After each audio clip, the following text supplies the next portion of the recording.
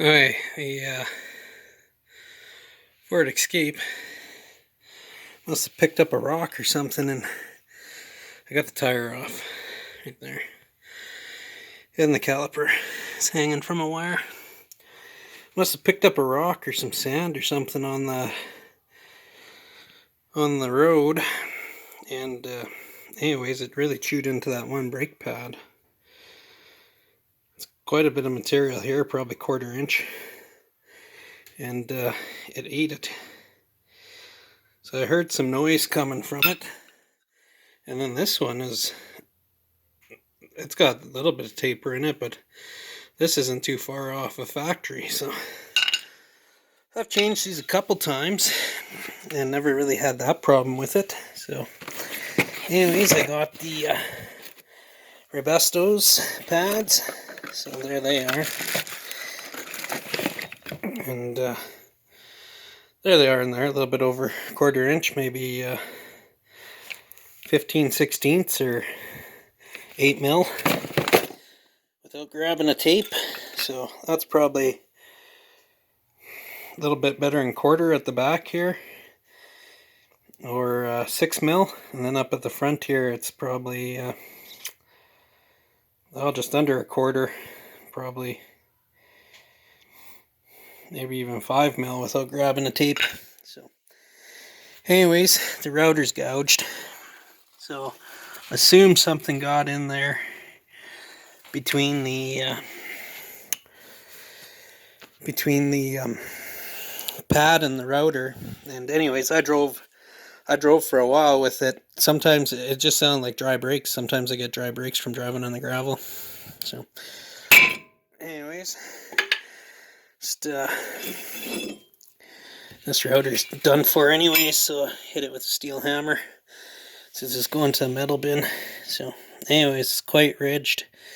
Probably happened a while ago because there's rust here by the looks of it. So anyways, whatever. I've changed these brakes before, and you're not supposed to, but I think this side was still factory because it's spec'd. The router's not wore down at all.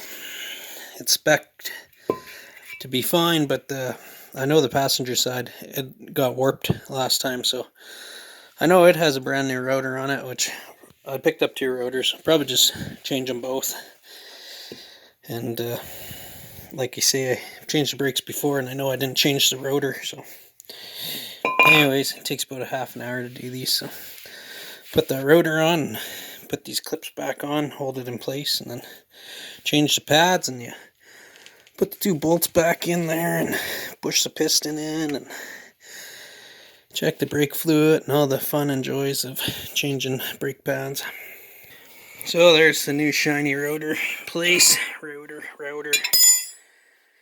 Depends what form of English you want to speak. Speak Western Canadian, so it's rotor. And anyways, yeah, it's too bad because that rotor's in really good shape. If it has 300,000 on it, nice even brake wear, no real ridges, and the thickness is good. But the local auto parts, these were just under $50, so they're just a cheaper one. Looks like they're Wagner, so made in China. And then there's the pads. They're Rebestos. I like Rebesto pads. They're not so tough that they'll eat the metal material. There's the thickness for comparison. But I should grab a tape and or even a mic, and just mic it and see how much difference, because those are pretty good for how old they are. Anyways, well, I already popped out the 2 pads. Nothing too exciting there. They just literally fall out in your hands almost. If you've done brakes before and then throw the new pads in, it takes like 5 minutes to do brakes. It takes you longer to take the wheel off half the time. There. You can get a brake caliper piston tool if you like, but I just use a $6 C-clamp from the infamous Princess Auto, the Power Fist. So I've had that clamp for years. It sits in my box and does nothing except brakes. So So that's what a set of pads look like, sitting in the caliper or the holder, whatever you want to call it.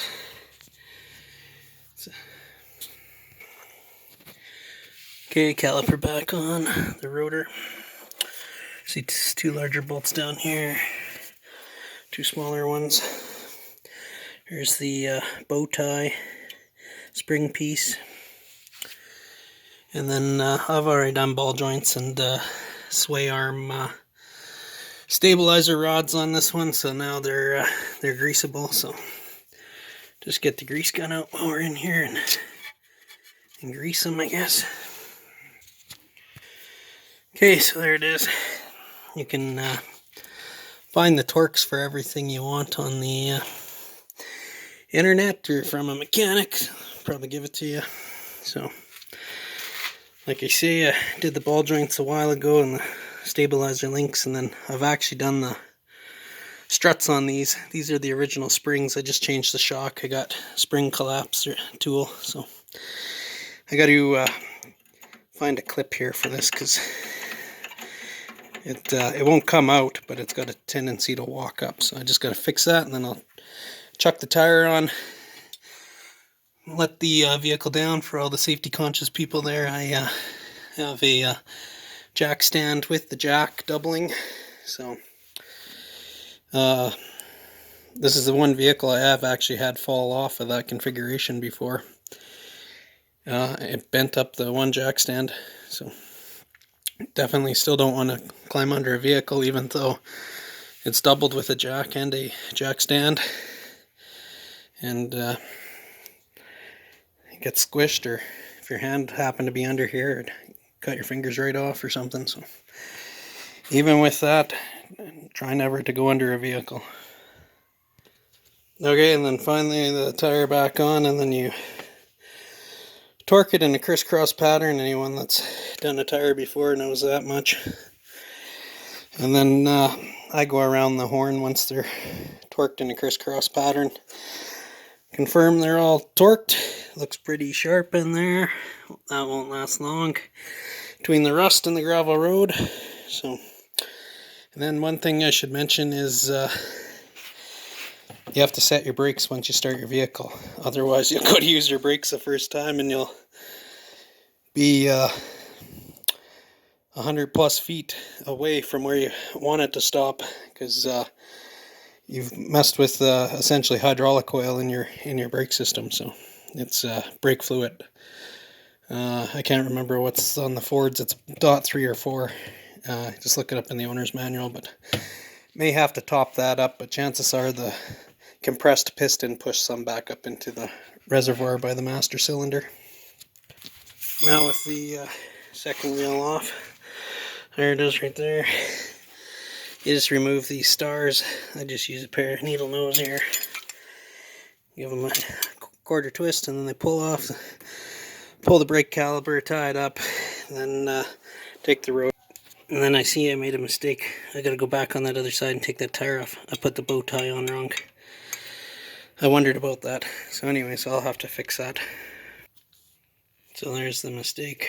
I put them on the wrong side when I had the caliper apart. So I'll have to transfer them. The spring goes up here. I'm not too sure why I did that, but when I took the other side off, I caught it. So if you're diligent with your work, you can pick up on mistakes like that. And obviously I made a mistake there. So there we are. Problem resolved. Not sure why I made that mistake again. Done these brakes numerous times. And must just not have been paying attention and set it in there. And got thinking about something else. But anyways, I guess it's a good catch on my part. So caliper is back together properly, and we'll put the tire on and torque it down again with the torque wrench over there. So okay, so right now you can push the pedal basically through the floor to set it. Turn the vehicle on and just slowly pump to fill them back up. There, now they're cutting in the master cylinders. pushing them, and then the Fords will preset themselves. There, that's about max. That's probably a little bit too much.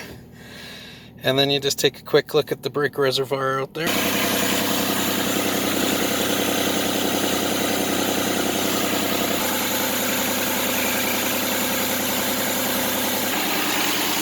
So I had to add just a hair. It was still between the min and the max, but it was down a little, so I just put a little .3 in there. So confirmation, both are done. There's both rotors. This is practically factory. It's got a small gouge down here. Brake pads are, that one is definitely starting to wear, but that one's not too bad. Look nice and balanced.